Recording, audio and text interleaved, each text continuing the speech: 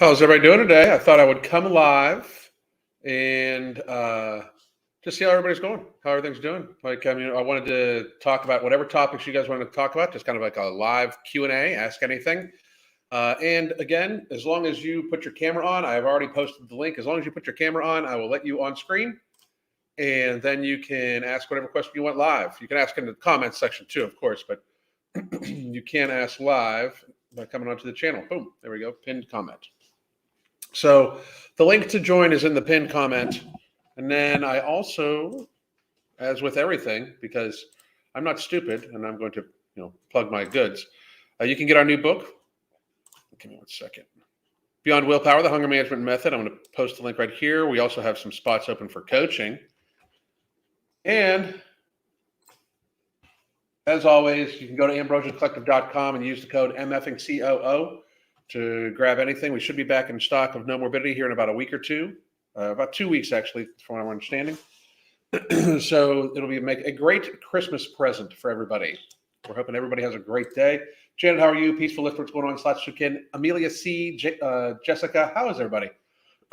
So I just wanted to leave it open to just start with Q&A. I might go to a few different things online. You can ask questions about anything. I'm going to try not to get the channel deleted. So if it is something that might actually I have to word around, for instance, if it's something about the pandemic or something about that, although it seems to be like YouTube's even letting up a little bit, and they kind of got their hands full, I would imagine, today, as a lot of stuff on Twitter was released yesterday about how the election was handled in 2020 with Twitter and suppression and stuff like that. If you guys aren't following that, you can follow the MFingCOO right here. Follow on Twitter. It's been an interesting morning for folks. That's all I got to say. But one more second here. And again, I just wanted to I'll keep putting this in here. If you want to join, here is the link to join. All right. And what do we got going on? So far today, I posted a video. I posted a video today that might upset people where I say instead that that's what I do every day. But it says that the before, plus size model should be the before picture for after pictures. And I really believe that. It's kind of weird. Juliet caught me live. Thank you very much. You guys give me topics of what you want me to go to, and I'll go to it. I really didn't have much planned today. I just wanted to come live, say hello to everybody, see how everybody's doing. How'd everybody's week go? If you have any questions, let me know about anything. I mean, here's your opportunity. Like a lot of people were like, oh, I wish you'd do a Q&A about this. I wish you'd do a Q&A about that. Here's your fucking chances, It's too... Oh, geez. Some people got some crazy comments going on about that. We might as well go to that. Maybe we should just cover that. Let's see. I've seen people do it already on YouTube. I don't know how they'll react to me doing it. And we try to help people here. If you want to follow the politics stuff, just go over to MFingCOO here on Twitter again. And also, like I said, their links are in the comments section. You can get our book, Beyond Willpower, The Hunger Management Method. You can also join the app for a month when you get the book. We deliver it right to you there. And it gives you the Hunger Management Support Group, which is where I keep track of my nutrition and stuff like that. I am kind of starting to diminish my calories down. As a matter of fact, I got to get my morning supplements done. I'm running way behind on my morning supplements. So I'm going to get some Ember. Okay.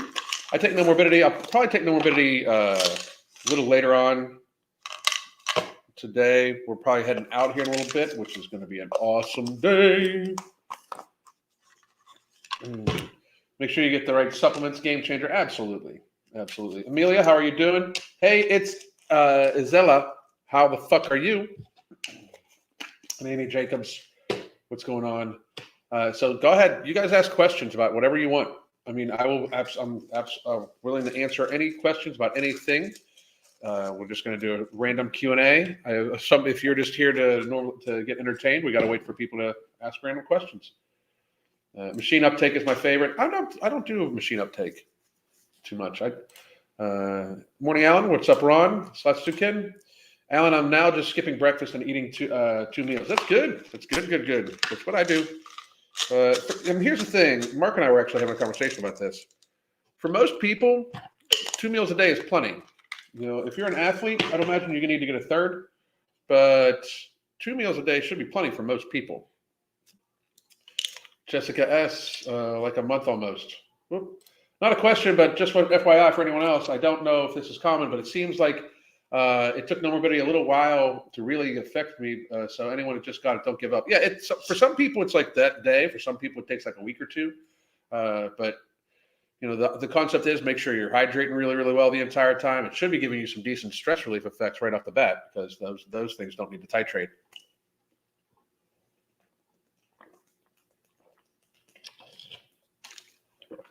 For anybody who's wondering what that was a half an ember, 2 nutrient driver, and the two of the other ingredients for whatchamacallit, for product 2.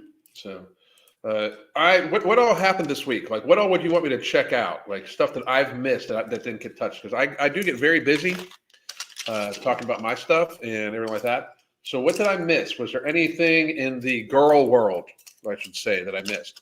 I even believe I talked about Amberlynn Reed this week. Yes, I did have stress relief right off the bat. That's great to hear. Absolutely great to hear. Give me a sec.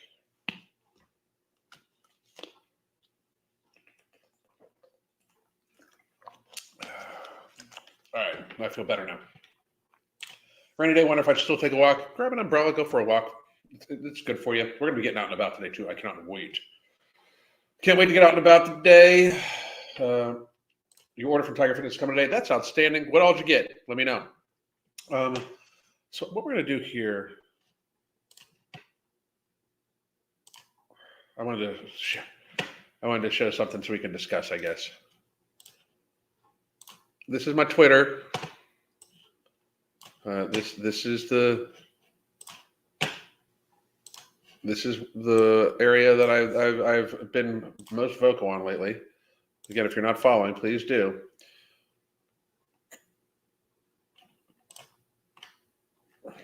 This is last night. A lot of stuff came out, but I said what came out tonight will look like nothing when we get the files released between the government and Twitter about COVID and the vaccine.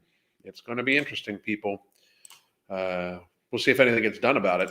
But I mean, we all know the truth of what happened.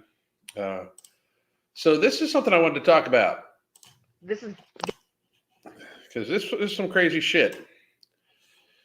Some seriously crazy shit. Let me see if I can adjust. No, okay, it's gonna be the same. All right.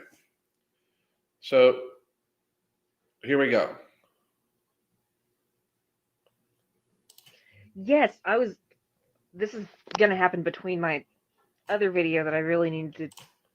Okay, give me a second. I wanted to see if I can blow this up a little bit for myself so I can see exactly. Okay, so this right here, for those of you that can't read it, says that pretty privilege is so real, so is skinny privilege. I've always been pretty, but as soon as I started gaining weight, suddenly I'm revolting. Makes. Do to talk about like capitalism and patriarchy and white supremacy. But yeah. Oh, it's capitalism, patriarchy. It's going to happen between my other video that I. Capitalism and patriarchy. Yeah. Okay, here we go. Really need to do to talk about like capitalism and patriarchy and white supremacy. But yes, this is what I was saying. Yes, because fat phobia is such an important part. So we're really at the stage where we got these people out here who are, if you don't find them attractive because they're fat, like that, there's like women that take care of themselves physically, because I'm sorry, that's the fucking case. Women that take care of themselves because here's my thing. Like, and if there's the guys in the comment section, you can join in.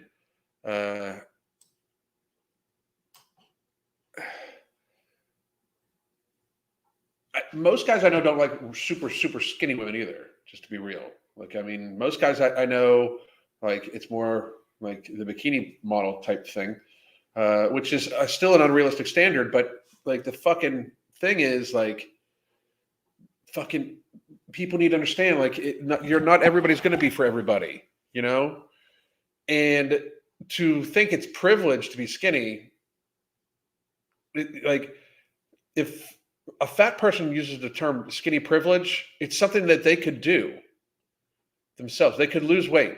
Anybody can lose weight. Anybody can lose weight.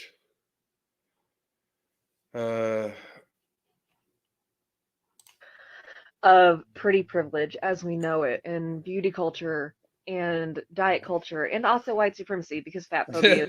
Beauty culture and diet culture, and also white supremacy, because of course I got to make sure that I bring that in so people don't think I'm fucking fool. This has been the fucking thing for 2 years, 3 years now, right? Throw in racism, throw in some sort of phobia, throw in this, throw in that. That way, people that just are going to openly fucking laugh at your stupid ass shit. This fucking crazy ass woman is, talking about pretty privilege. Like, if you really think that other people have an advantage over you because of how they look, okay, but it's not privilege. Like some people, like you could be better at something than those people. Is that privilege? Like, especially when it comes to skin, there's no such thing as skinny privilege. There is just obese consequences. That's all. That's all. Ridiculous ass people. Is inherently rooted in racism and the belief that the thin white body is the ideal, whereas any other kind of body, specifically the, black body and the fat body, are seen as ugly and revolting. She called all black people fat here. Like let's like you saw how she tried to had to reword this. Watch this. And the fat body are body and the fat, specifically the, Look. She's like, how do I say this without saying all black people are fat? Look at that. Look at her. She's like, oh shit, I'm stuck. Black body and the fat body are seen as ugly and revolting, because I'm just going to be real. She just called all black people fat, in my opinion, or at least all black women fat.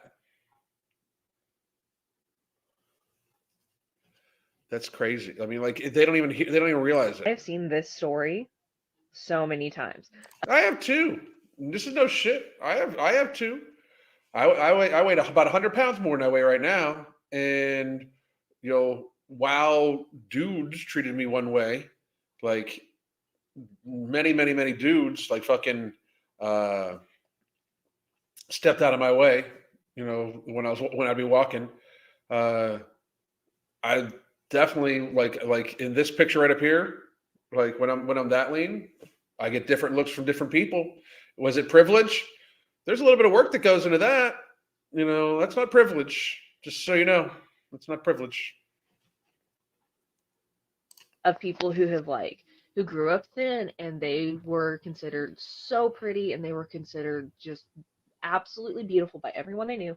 And then all of a sudden, maybe they got pregnant, maybe they got sick, something happened, they gained weight, and everyone's like, oh God, what's wrong with you, you fucking monster? Nobody's actually called, like, that's fucking ridiculous. I just, if you're around people that if you gain a little bit of weight, they call you a monster, like, you are a shitty choice of fucking people to be around you. Listen, I was fat as fuck. You guys can see the thumbnail of this video, right? Fat as fuck. The woman in the video loved me just as much then as she does now. I think she probably loves me more now, I would hope, because we keep growing together. But, I mean, what the fuck? You know what I mean? Like, her biggest concern was my health, because she wants to spend a long time with me. like if you pick people that you're going to gain some weight and then they're going to be like, oh, you're a monster, then you pick the wrong fucking person. You happen to be a shitty, like you treat your body shitty and you're a shitty judge of fucking character. And like I've also seen the inverse a ton of times because like I've seen so many stories by people who were like, I was sick, I had something like cancer, or I was addicted to heroin or hard drugs, and it just sapped my body weight away. And I was so thin and so frail, and people started talking about how beautiful I was and how like how much better I looked than when I had more weight on me, which is Okay, so it's another argument they use that like, you know, my health is none of your business. If the fat acceptance community tries to decouple health and appearance, why would we not do this inversely? Like, if you lose weight because you have some sort of disease and you happen to be more aesthetically appealing to people because you are indeed not fat as fuck, because we are hardwired as a species to register being morbidly obese, like being as fat as this woman over here, is not healthy. We know this. It's not like we biologically, it's wired in our brain. We know this. Like this woman abuses herself, not just because of how she looks and the fucking crazy ass, the makeup and everything like that. Like this woman's face tells you the roundness, the ovalness of her face tells you that she is indeed gluttoning herself over and over and over and over and over again. She is gluttoning herself to a state of ill health. So we know this. I mean, people find this less attractive because it is biologically, it is less desirable to mate with somebody to try to be with them forever. That is in fact going to then burden you down. You know, hey, what's up, Casey? Give me 1 second. I got somebody joining. But it is in fact an issue. We'll get back to this video here in a little bit. Remove. What's up, Casey? How the fuck you doing? Yo, what's up, brother? How you been, man? Pretty good, man. How much weight have you History lost in so the far? making here. How much weight have you lost, man? Right now I've lost 205 pounds so far. That's outstanding, bro. What got you started? What was your max weight, first of all? My max weight was 515. 515 pounds, man. I was fat as fuck, as you like to say. Yeah, that is fat as fuck, dude. Like, I mean, that's the thing. Like, people don't like when I say that. Like, people are like, "Oh, it's so insulting." It's super true. It's like, the truth. It's super, Like, super true. You know, I was like I was wearing a size 56, man, pants. I was wearing a 6 extra large shirt. That is fat. Yeah, that's fat. That's and how much? Like, I bet you. And were you always big, bro? Yeah, I mean, when I became a teenager, that's when I started eating all the junk, and I've always been a fat kid. Then I turned into a fat adult. Yeah, and then like so, really, this is the first. Like, when was the last time you were under 300 pounds? When I was 15 years old. I'm 36 right now. Yeah, dude. See, that's the thing. Like, just my biggest advice to people that have been big their entire life is that, like, you don't know how good you're going to feel when it's all gone. You know what I mean? Because the fucked up thing about society is this, and I think you've even asked me about this multiple times. Like, you weighed 500 pounds. There's going to be some loose skin, bro. Like, I mean, it's just, it's reality, right? And people get way worried about that. And oftentimes when they get to a point where they've lost enough weight that they're getting more loose skin than what they would necessarily want, they kind of mentally block themselves a little bit, right? From the finishing up the rest of the weight. You know, the thing is, you're still fairly young. Some of that might pull back in or like that, or you can do whatever. But people don't realize, like, especially people that were bigger like their entire life, you probably feel so much fucking better than you have in for fucking ever already, right? Being able to run on the treadmill, being able to run marathons. That's dude. Great. Yeah, dude. Yo, like the world that becomes accessible to you is crazy. What were you gonna say? I'd rather have loose skin than to have somebody chop off my limbs. Yeah, that's a great way to fucking look at it, bro. Because that's people need to get there. Like I know it's like I seem like the villain for saying this, but I got to be real, the wave of illness that's coming, like when you look around, and I think it's a different thing too, because like when I started losing weight, the fat acceptance movement started coming into like population. So like all of a sudden, like I'm losing weight and I just see other people around me gaining so much weight, because we really did hit a stage in society. It was like 5 or 6 years ago where it just like exploded. Like the new numbers came out for like, it was 42.5% of people were obese. That came out in like 2018. You know what I mean? And then right after that, man, it was like people, like it just like exploded, you know. And I'm just like, we're in my mind, like I have a hard time walking around and thinking we're not like at 60% obesity, but that's because I think that people, it's so skewed that like people aren't viewing it that way anymore. Like how many people are like, I bet you it's interesting for you because you were bigger like for most of your life. And now you're probably seeing a lot of people that were bigger than you or that are bigger than you now, that like you're like a lot more in the number of people that are bigger than you now than what you would have thought before. All you got to do is go to your local Target or Walmart and you see just how bad it's gotten, especially the kids. Yeah. Like, these kids, like no kid should be 100 pounds before they're 10 years old. Like, come on. Yeah, it's tough. Like, I mean, it's a trickle down effect. I mean, people even got fat pets now.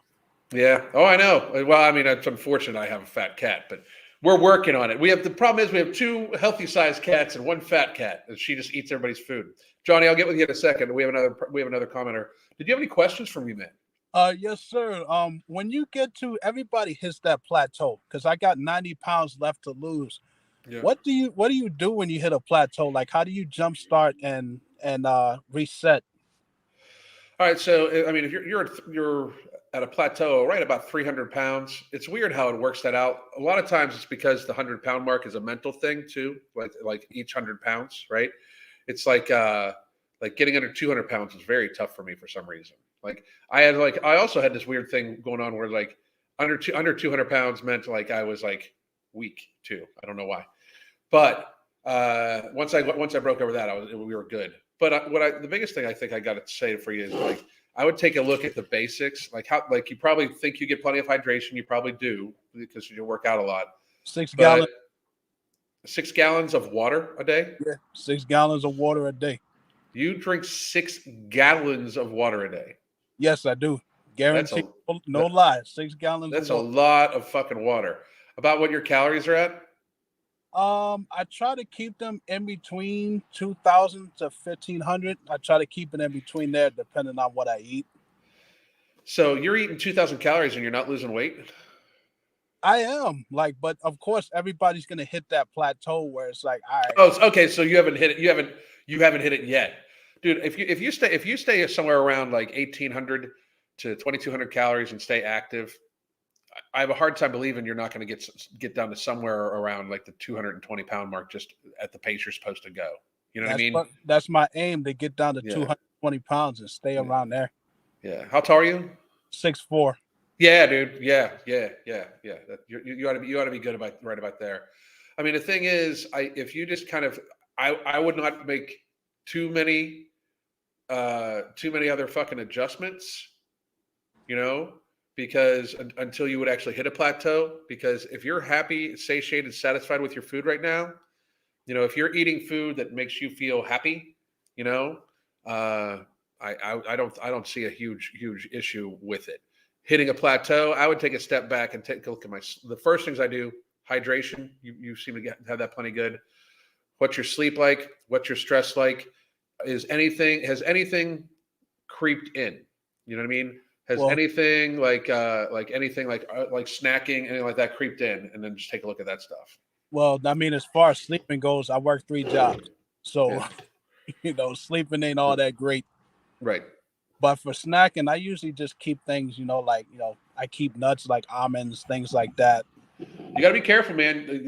Like almonds can creep up on you too. Like a handful of almonds is like, it could be a couple hundred calories. So you got to watch. Like if you have multiple ones of those, that sometimes it sneaks in. But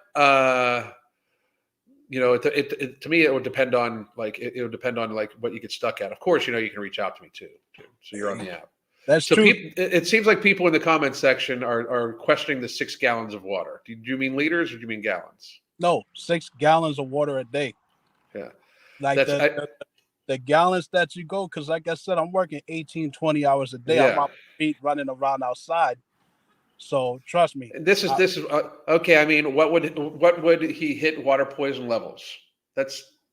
I mean, you're gonna as long as you're getting sodium in your food, that's really not. Like you would need to like absolutely. There's no water poisoning. Stop listening to the fucking lunatics on fucking Twitter and shit like that. That try to tell people not to work out for water poisoning or take too much water for water poisoning or whatever. That's not a real thing. You can fuck up your electrolyte balance and everything like that, but it takes a lot to do it. And if you're eating regularly and salting your food, that's fine. I would argue that 6 gallons of water for a 300-pound person, I would argue that is a little high, probably because it's more encumbering than anything. But you work 18 hours a day, you're out and about. I mean, I think that's it depends on what you're working in too.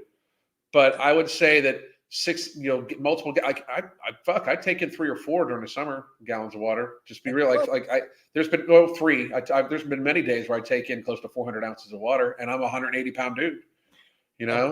You're gonna go to the bathroom. It's not like you're gonna hold all that water in. Yeah, right. I mean, that's the thing. Like, and if you're salting your food and everything like that, it's really not that big of an issue. People worried about overhydration are almost always, in my opinion, classically underhydrated. Like, I mean, and I believe that's the biggest issue. But back to your thing, dude. Instead of listening to the comment section, back to your thing. If you hit a plateau, first of all, don't make any quick adjustments. Okay, like if you weigh yourself in 1 week and you haven't lost any weight, wait to the next week. It could have just been a hydration thing, something off, especially because you do take in a lot of fluid, right? But hang on a second. Yeah, I mean, it depends on what he's eating too, though, Candace. I agree, but you don't need to, like, again, athletes in humid climates take in gallons and gallons of water. Like, technically right now he's taking in 6 gallons of water. That's somewhere around, 2.2 times his body mass in ounces, in pounds per body mass in ounces. The thing is, like, I was drinking that stuff when I was 5'15". I just got used to drinking it. Gallons, so it's just whatever. I just knock it out. Yeah. So I mean, that's to me, that's understandable. But she is correct. You do got to watch your potassium levels, everything like that. You should be taking multis or blah blah, all that stuff. Trust me, I got a lot of supplements, a lot of multivitamins, things that I take. All right, man. No morbidity. Outstanding. Love to hear it. But hey, man, I'm gonna hop on to the next person, dude. Thank you for joining. I hope you can join more often. I'll probably do these Saturdays at this time, but make sure you're getting your rest. If you need anything, reach out to me. Okay. Yes, sir. Nice talking to you. All right, man. We'll talk soon, man. Bye. Bye.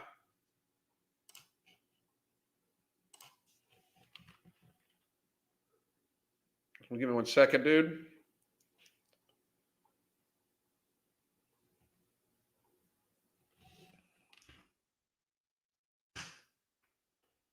All right. And what's up, Johnny? How you doing, man?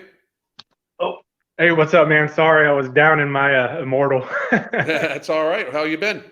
Doing good, man. Good to finally talk to you. I know we always chat on Twitter. Yeah, how you been, man? You've lost a bunch of weight too, haven't you? Yeah, I weighed this morning. I'm down to 224.7.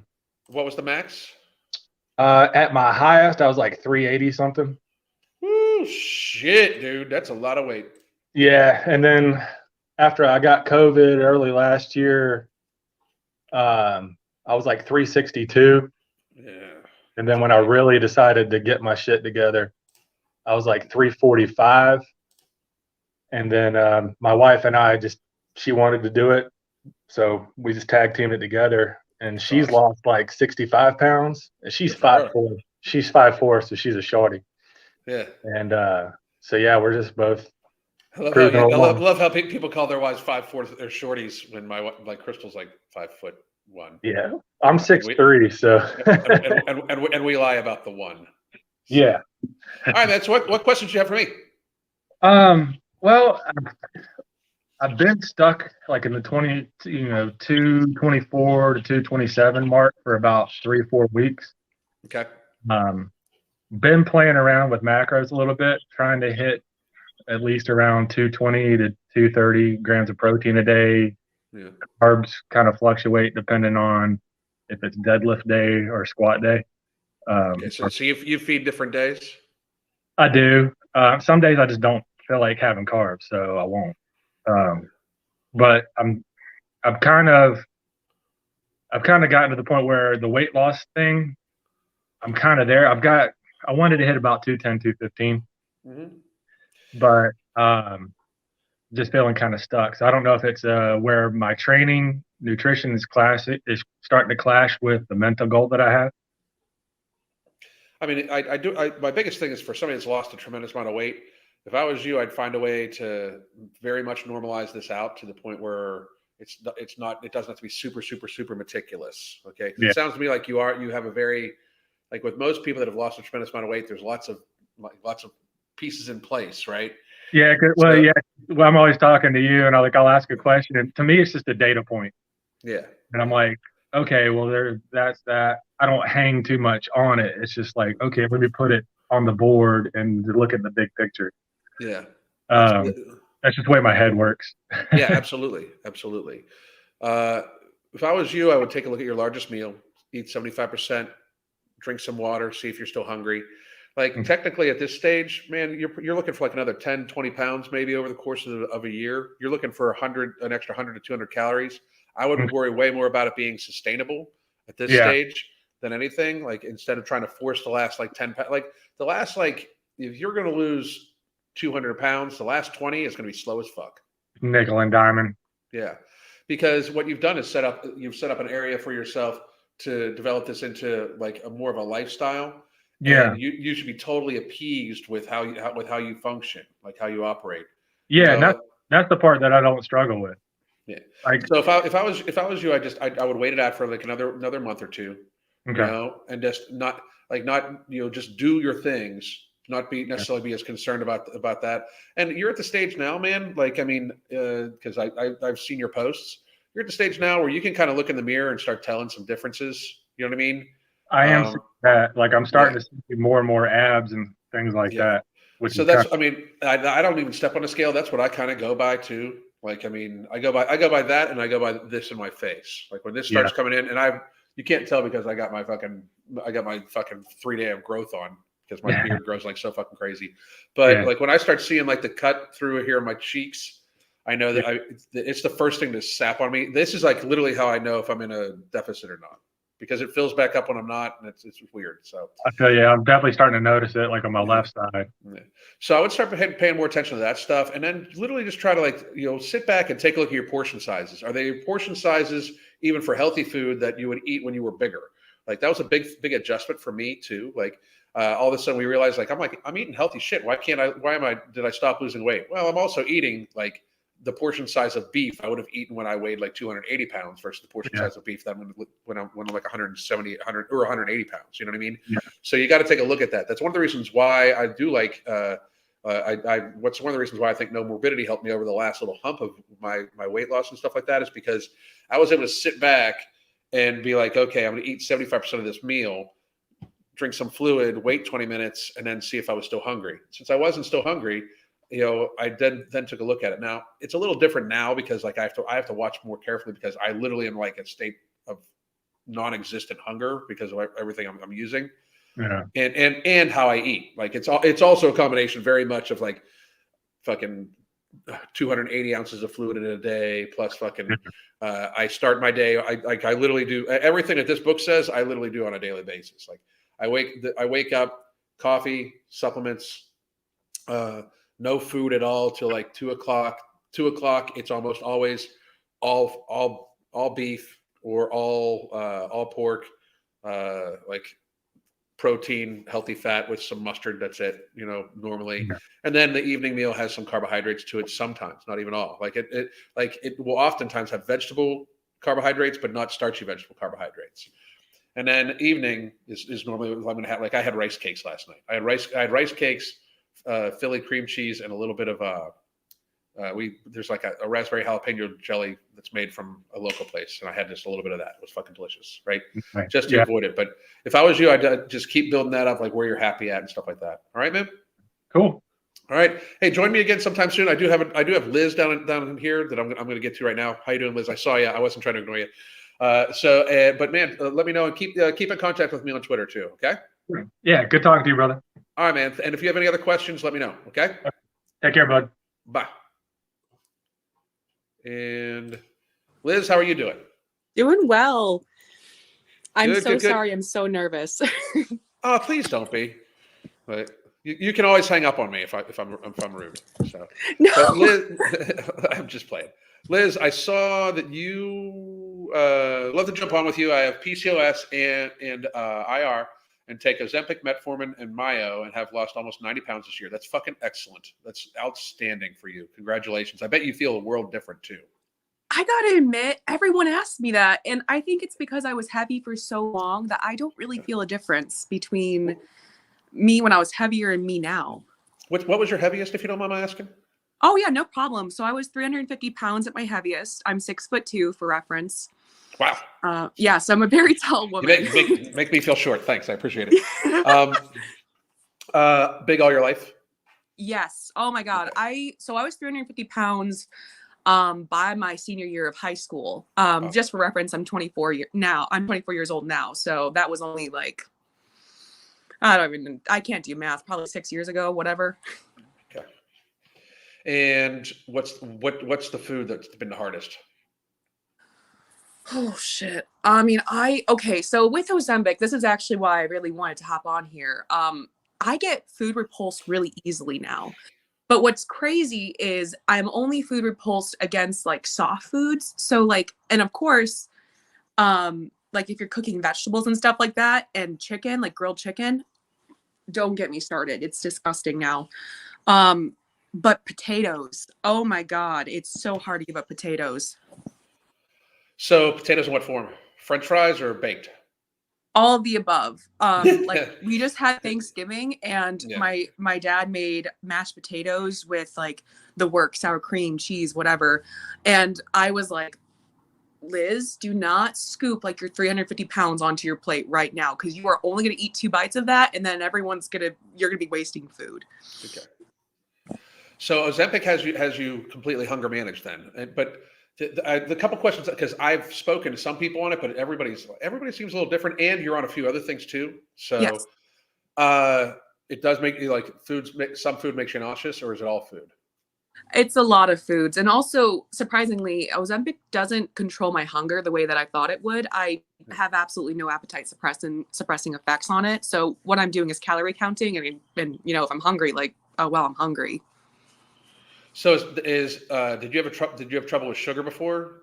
Or is the metformin to help control weight, or is the metformin to help control blood sugar?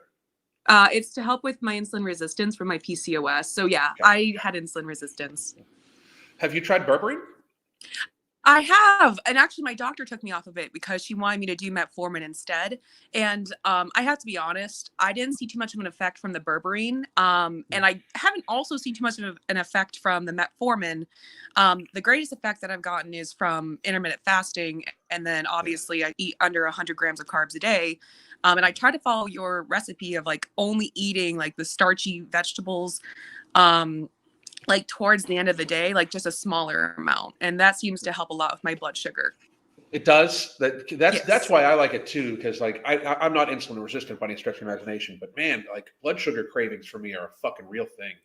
Yes. It's if I take in any type of even something that the worst part is it can taste sweet. It doesn't even need to have sugar for me, and my brain goes through this whole rundown series of what it tastes like and everything like that. And I mean, it's like insane. You know what I mean? Like I will eat something sweet that just tastes sweet. It doesn't even need to have sugar in it. And I'll be like, oh, I could go for another one of those. Like we've actually had trouble before where I only do so many I only bake off so many sweet potatoes at a time, because I can really fucking mow down some sweet potatoes too. Like if it's still a problem if you eat 5 of them.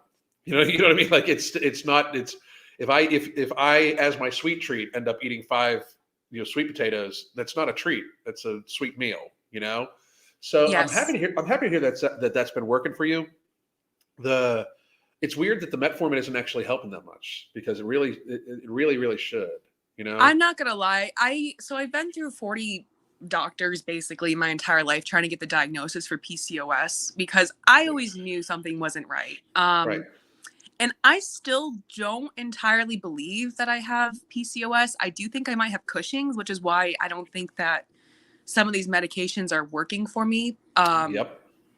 But at this point, like, I'm just, I mean, treating Cushing's and PCOS, natural yeast is very similar. So I'm trying to just sleep well, eat well, and, exercise 30 minutes at least a day.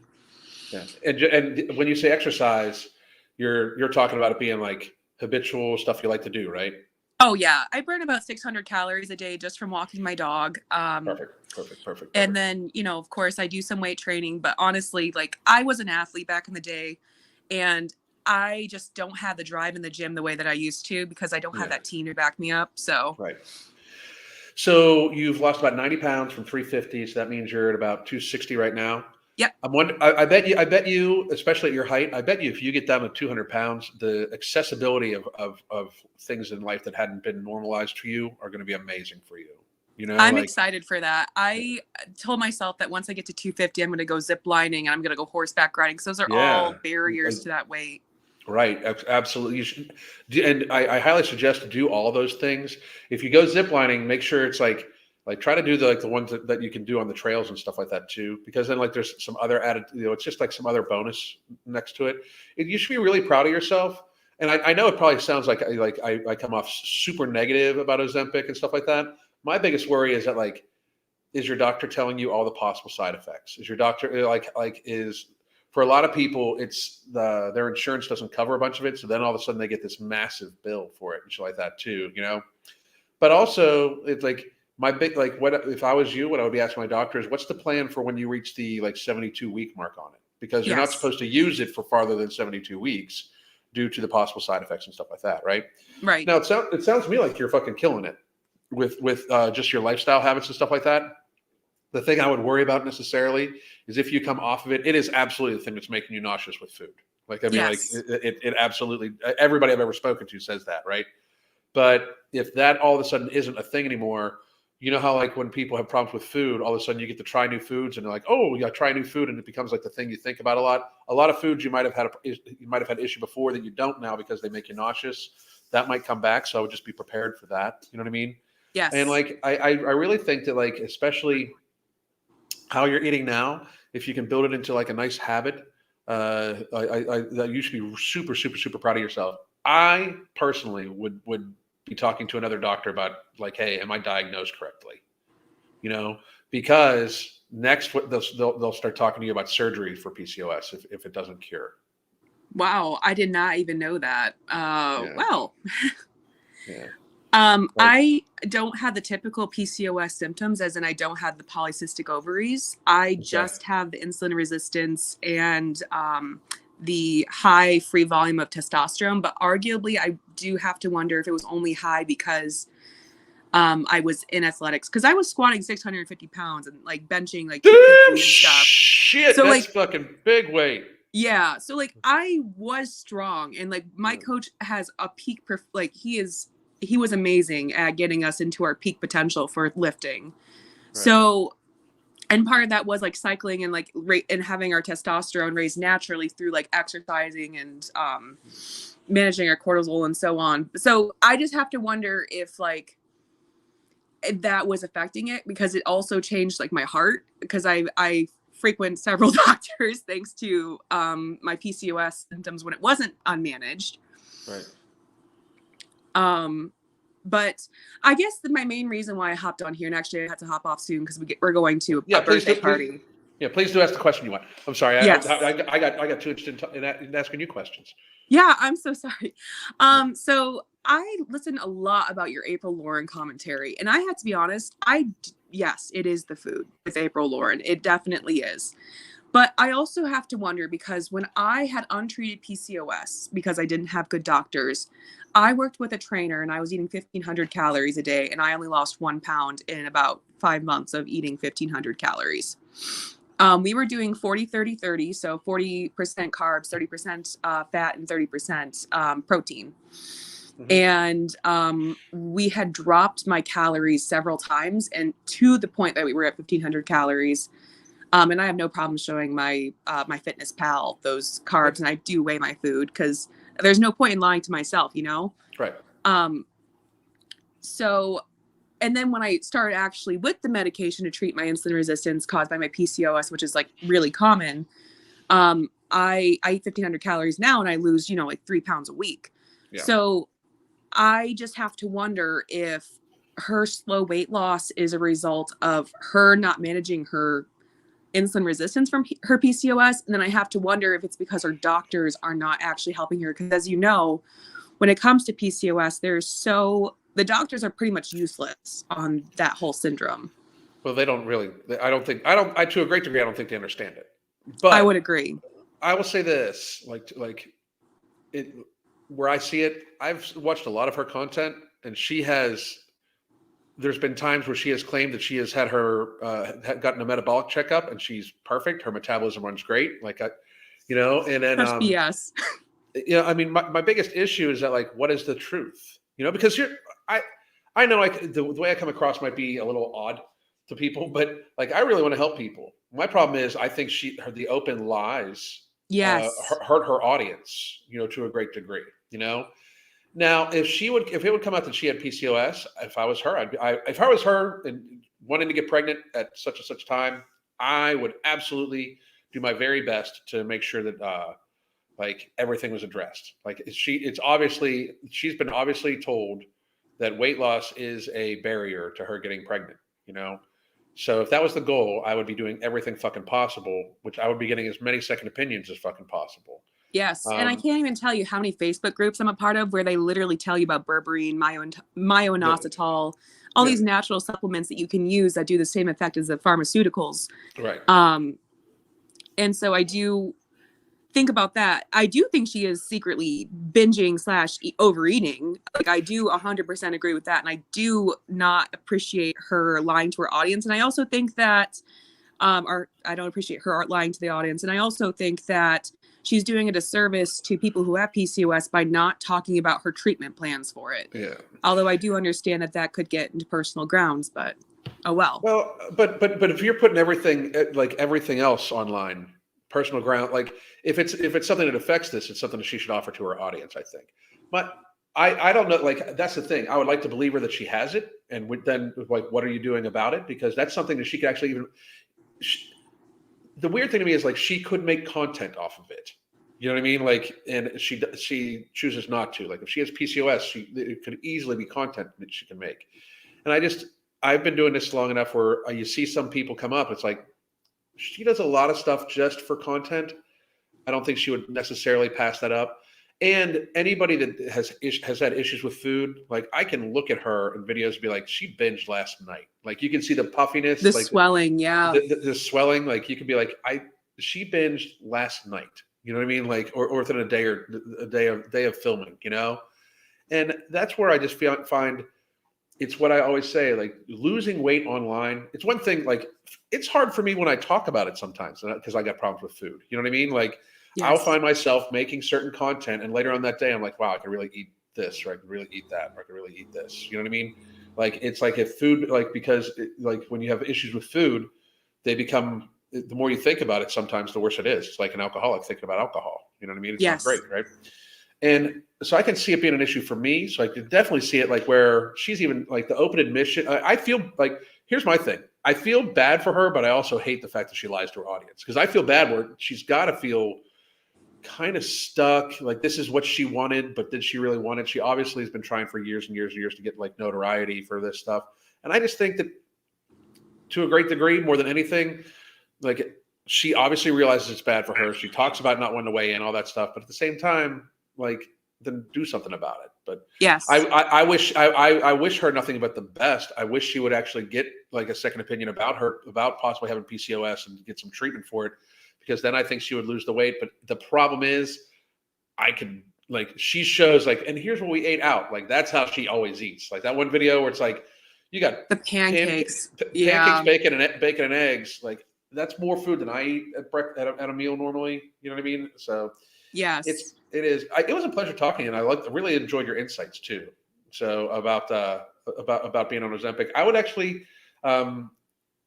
if probably next week, if you're same time frame, I might even talk more about encourage people to come on that have different perspectives about like different medications they've come on and the goods and the bads. Because, like I said, I'm not against it. My thing is like I worry that like people are viewing Ozempic and things like that as like Hollywood, anything that Hollywood announces they're doing for weight loss scares the fuck out of me. Yes. You know what I mean? Like, because like they always view it and word it as a easy fix, you know? And I think that might be the issue when, just like you're saying, like there's plenty of things that come alongside of it too, you know? Yes. And I also my dad got gastric bypass surgery, and I told myself I would never go that route because he has never, ever been able to eat the same since. He has to throw up almost every meal he has. And he's also one of those where he gained all the weight back after the surgery. So it wasn't even like it was worth it in the end. Right. He drinks his calories. That's how he's able to do it. Mm-hmm. And so when they offered me Ozempic, I was like, I gotta think about this. But after being on metformin and the weight loss still being as slow as it was, and I just knew after because I test my glucose continually, right? I just knew my numbers weren't coming down the way I needed to, even with fasting and eating well. And I will admit, I'm not a perfect eater. I don't think anyone is. So like I cannot do keto. I've tried and I just hated it. So I do low glycemic food. Perfect. And so when I'm eating low glycemic food, sometimes there's foods where it should be low glycemic, but it spikes my blood sugar to all hell. So I have to be careful about that still. And so when I started Ozempic, I noticed that actually my blood sugar was managed a lot better. And so I was able to lose that weight because of the fact that my insulin resistance wasn't so severe. So that's the only one that's been beneficial for me, just for that insight.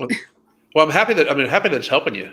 You know, I really, really am. My biggest thing is if make sure you're trying to stay doing exactly what you're doing. Like you can't do keto because it was unsustainable. Like you have to like it. Like you have to like it. Like you can eat low glycemic and like it. Like I really believe that. Like I 100%. That's a lot. Yeah. I mean, it's a lot less lifestyle restrictive than keto. You know what I mean? I would agree. Yeah. But it's been great having you on. Like I would encourage you. Like I said, next week I might book it early. So if you still have available, I might actually just try to get people to come on and just kind of have a roundtable talk about different weight loss methods they've used. I think that'll be neat. Yeah, I think that'd be really we'd love to have you back on. We appreciate it. Yeah, thank you so much for having me. Thank you very much. I'm going to hop on to Juliet now. And again, thank you very much for sharing your story. I appreciate it very much. Yeah, no problem. All right. Bye-bye. Bye. Juliet, how are you? Hi. Nice to actually catch a live. That's awesome. That's awesome. Can you hear me okay? I don't really know how to run this. Yeah, I can hear you. Okay, great. It's so funny. It's coincidental, the Ozempic thing. It got my blood sugar under control. Really good. And I wasn't really on it for the weight loss. I was on Trulicity before that. But oh my God, it's like the first time in my life I'm not ravenous. Good. That's all the awesome. time. That's awesome. What's the deal though? Is it gonna stop? And what's the 72-week thing? And I'm just for Ozempic, the studies went to 72 weeks and then they discontinued. I think it's because you can only take these medications for so long period of time.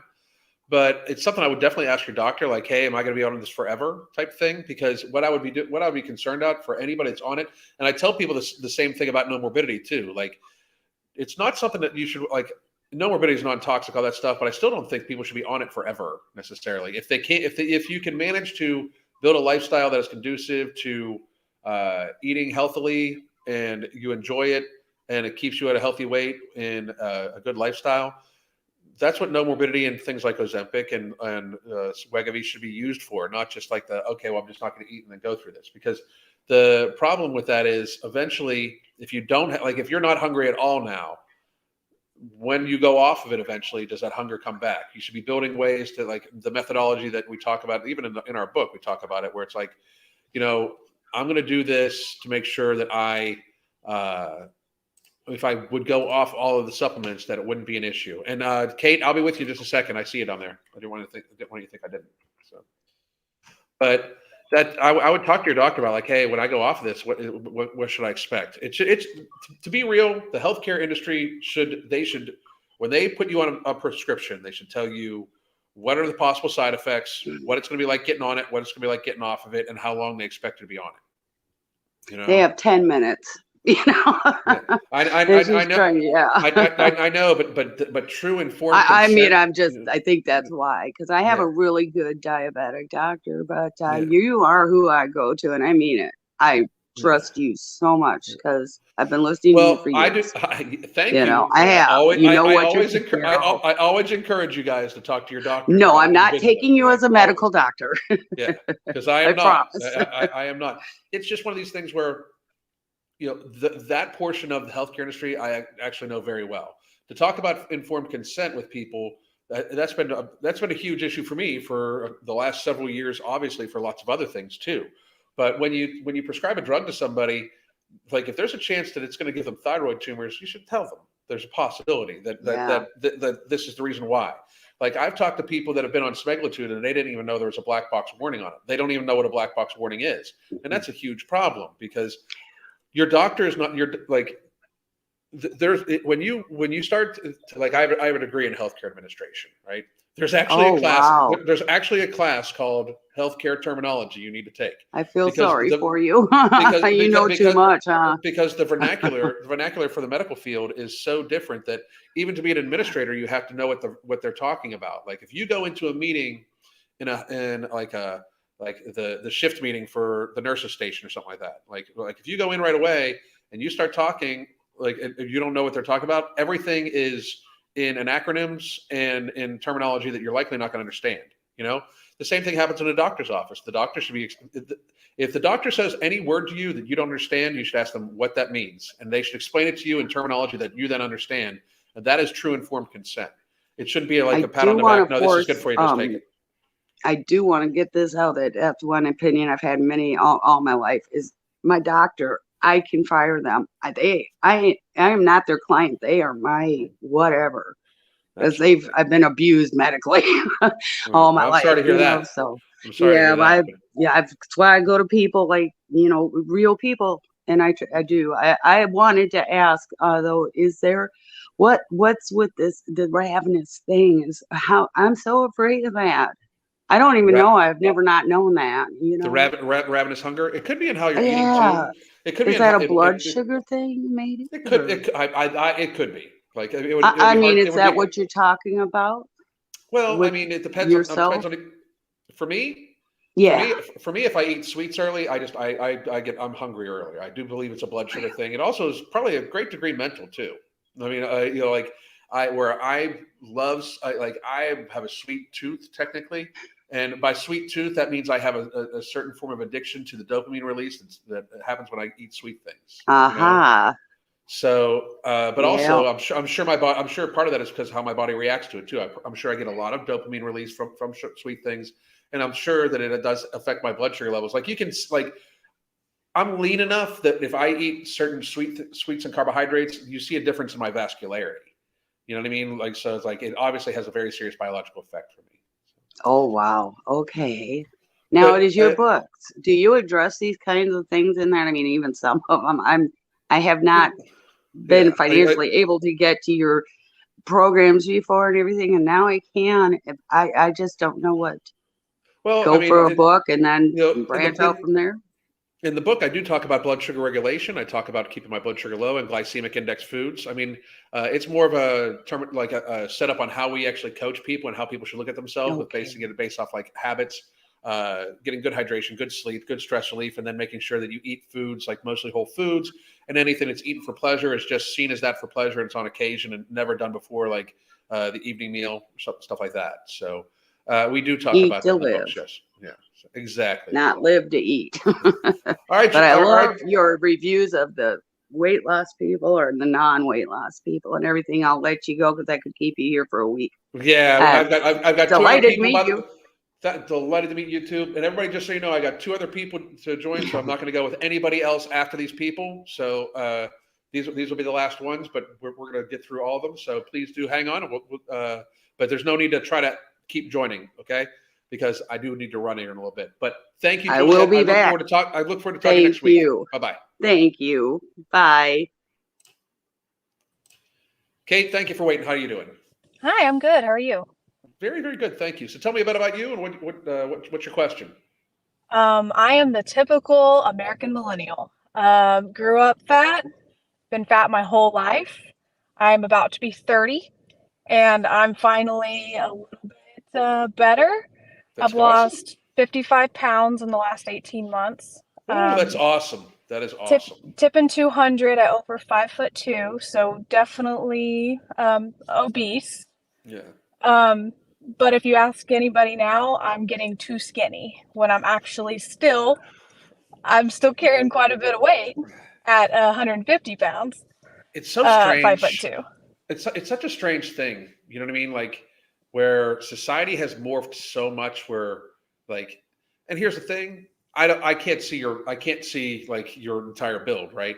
But just looking at your shoulder frame and everything like that, you're not a large framed person.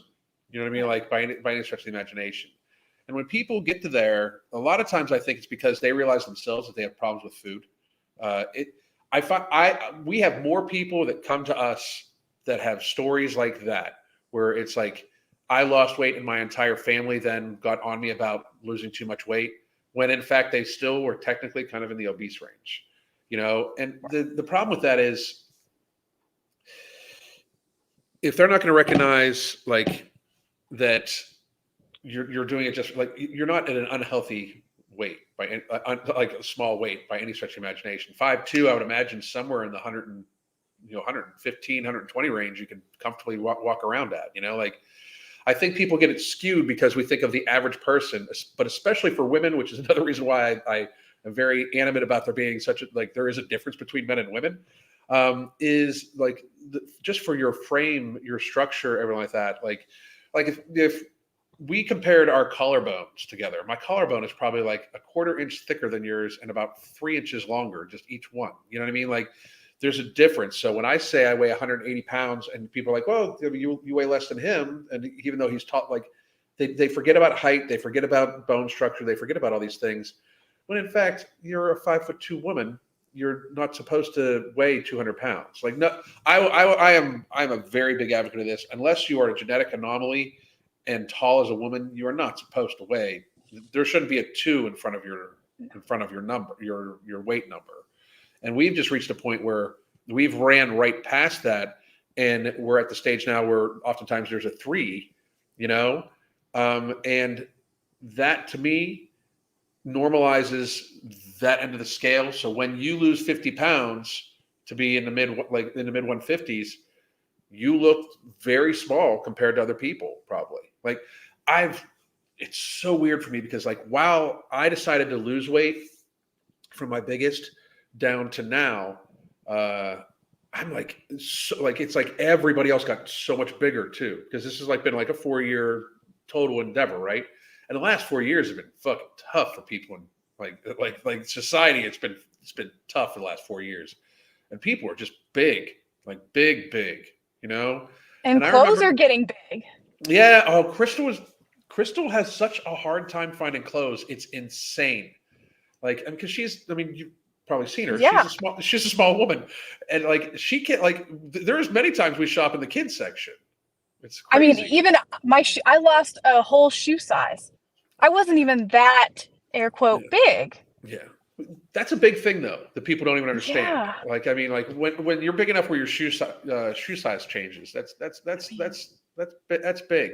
So who's giving you a hard time? Your family, or is it people around you? My family's very supportive. That's awesome. But more so outsiders, you know, work, activities, things like that. wow, you're sure getting small, or you can't eat that, and that's a whole. Oh, nother thing. you can't eat that shit. I always like, I can eat whatever I want because I can manage the rest of my shit. It's exactly what I say. I can't eat. I just choose not to feel my body that way. Yeah. I mean, that's the messed up thing. Like I can actually do that. How'd you lose the weight? I took control of my life. I saw 30 looming in the distance, and I reassessed, and I said, I've been here. It's not working. I don't feel good eating the way I do, not moving the way I do. It was a lot of movement issue. I don't do a whole lot. I do 10,000 steps a day, take 2 30-minute walks. I strength train 3 times a week, and that about gets me where I need to be. Well, it's gotten you to lose 25% of your body mass, so that's out fucking standing. And I'm on no morbidity right now. Oh, that's as awesome. well. Is it working well for you? It's great. Yeah. That's awesome. I mean, I love the no stimulant because I'm an anxious person, and the no stimulant will keep me calm enough, but then I can go through my daily office job and not have to think about food. That's awesome. We're so happy. So happy. It's I working love it. exactly how we were hoping it was working for people. But what this is a weird, because you're younger, 30. Did it affect your social life at all, the weight loss? Yeah. I'm no longer fun because I don't go out and drink, and I don't go out to eat for a restaurant as a social setting a lot anymore. I go maybe monthly. But that's just a personal choice and a monetary choice. But yeah, it has. I've lost a few more constant people in my life that way, but no one's completely isolated me from my choices, but they are more sparse for sure. Yeah. It's weird. You know what I mean? Like I think it's something they don't want to see, and they don't want to address themselves. It has to be, because you would think, like, I mean, it's such a bad sign of society. Like when I was growing up, like people chose the hard way. You know what I mean? Like it was almost like a thing, like watch how hard I can grind. Like like when I was in my like mid 20s, like, well, I grind hard at work. I grind hard in the gym. Now it's like people are just like, the easiest route seems to be like where people go towards. And it's just strange how like people that choose to be healthier, they know you're doing it and you're healthier. Like it's not even people can lie about that shit all they want. It's not even a debate. Like they see you're more active, you're able to do more, you probably have more energy and everything like that. They see that and it sucks for them. I mean, I think that's why they really see it, Now, have you made sure you're building this in a way that like it's easy to live in, everything like that? Like it's a lifestyle? Yes. I've been trying to do more of a fat loss cycle where I deficit for 12 weeks and then try to maintain for 12 and then down 12, maintain for 12. And I feel like I can maintain the new weight, which is usually about 10 to 13 pounds of a loss in that amount of time for me. That's so about a pound a week, and then maintain it and then take another step down. And I feel like it's been gradual, and I always plan my maintenance during the holidays so I can enjoy the food that I want.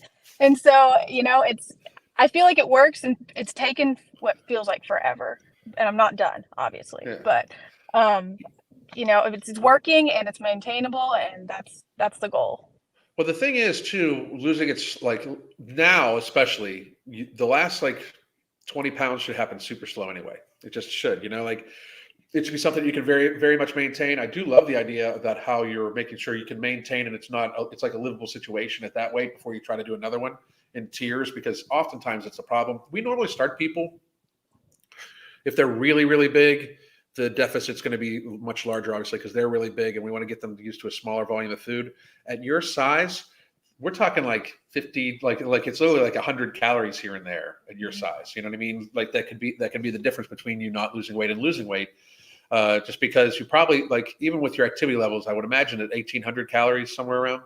Yeah, that's pretty much right on the mark. It's been going down gradually, but I've done the breath metabolic test to see where I'm at. I mean, I'm always right in the average, right in the middle, and then take off, 200 or 300 for that, and add in activity, and just go with it. That's awesome. That's awesome. And just, I mean, if I would think that would be where you would stay for a little bit. What you might want to start doing is messing with the different aspects of, like, and I'm not talking counting your macros or anything like that, but like maybe pushing protein a little bit more forward in your diet and or some other stuff, especially if you can, like one of the exercises we have our clients do, and everybody should do this at some point in time, but you eat food, then 2 hours afterwards, no matter what food it is, you kind of take like an assessment of where you're at. Am I hungry? Which are no morbidity, so that might be a little bit less, but do I feel bloated? Do I have energy? Do I feel lethargic? Like get a full like representation of what that food actually does for you. I do talk about that in the book too, but like you get a full representation of what the food does for you, because it just makes you helps you make better decisions too. Like even if it's healthy food and we go out, like say we're at a conference or something like that, there's certain foods that I won't eat that are presented to me that are probably still fine, but like I know will make me lethargic, or if I eat them in large portion, they'll make me lethargic, and it's a conference and I'm going to have to speak in a little bit. So I need to have it, it's just good to know, but also it's just like, it helps you develop like a full food relationship where like, honestly, that's how I got myself from, I don't drink beer anymore. I used to drink beer a couple times a week, and I would just like sit back and be like, I don't really feel that good drinking this, I don't really feel great, Right. Brian, I see you there, man, but I gotta run off after this client, or after this person. Sorry about that, man. But what any follow-up questions, anything like that you got for me? I just wanted to add in that I also do have a thyroid disorder, so it's not an excuse. Right. At least for me, I'll give that big asterisk. I am on medication. I'm on levothyroxine for it, but I've also cut my dosage in half the past 18 months. And the ultimate goal would be great to get off of it. But of course it is hereditary. I'm 4th generation, so I might have to live on it, but it will get better. And I have to say it's very highly driven by what you tell April. It's the food. Oh yeah. It is the food. Yeah. High inflammatory foods and thyroid disorders are not good mix, but yet it seems like it's like they'll put people on this thyroid medication, which is absolutely necessary. If you've got a thyroid disorder, not only should you be on your medication and religiously take it, but you should religiously get your levels checked too, because especially if you're losing weight, it's like such a dartboard for them, right? Because they put you on like you're 200 pounds and you're eating a certain way and everything like that. They check your levels. Oh shit, we need to put her on this dosage of it, right? And then if you just even before you start losing weight, if you just change up the different foods you eat, because some are more inflammatory than others, it could change the dosage that you need already. So now you got to get it rechecked. And then you lose 20 pounds. They got to check it again. Then you lose 20 pounds. You got to check it again. It's one of those things where it's like, it's a constant like adjusting of the levels to be checked out, Whoops, hang on a second. My virus scanner just came on. I had to turn it off. But it's one of those things where it's constantly like they got to be constantly checking your levels. So that's awesome. I'm happy you saw that too. To me, like that's the biggest issue. Like if you've got a thyroid disorder, if you've got PCOS, a thyroid disorder, if you got anything, go to your doctor, get a second opinion even, because like I am not a big pharmaceutical person. I know how the industry works. However, I can say this. There are some pharmaceuticals that are just absolutely necessary. And even though there might be some deleterious side effects, in the long run, are those side effects worse than if you don't take the medication? Probably not. Because people that have especially thyroid disorders, if that goes untreated on your medication, not only is it the weight, like the weight is actually a secondary portion of it. Your body doesn't function correctly. Your hormones just don't, you're not even really the same person, right? I'm sure you notice differences in your estrogen levels, like your energy levels, everything like that when you're on it too. Like it's not just a matter of the weight. It's a matter of, can you drag your ass out of bed every day when you're not on it, Yep. And I think that people get it mixed up where there's certain people that should absolutely make sure that they talk to their doctor. Pharma is super important. It's when we get into the portion of like, you have no other issues and you're like, what's her name? What's her name? The Kardashian lady. You just take Ozempic because you just want to have an injection to help you lose weight. You know what I mean? Like there's a big difference, but I appreciate your input. And I would like to join again. I think I'm going to try to have like a round table next week, maybe next week at the same time, where it's like we can have a bunch of people who have lost weight and we'll all together take questions from the audience. I think that'll be neat.